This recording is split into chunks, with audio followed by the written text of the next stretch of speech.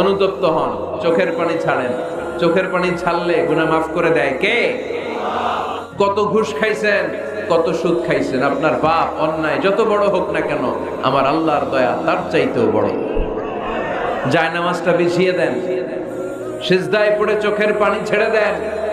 চোখের পানির চাইতে বড় শক্তিশালী কোনো বিষয় পৃথিবীতে নাই। জোরে বলেন ঠিক কিনা? 2 ফোঁটা পানি আল্লাহর কাছে সবচাইতে প্রিয়। এক হচ্ছে জিহাদের ময়দানে শহীদের গা বেয়ে ঝরে পড়া রক্তের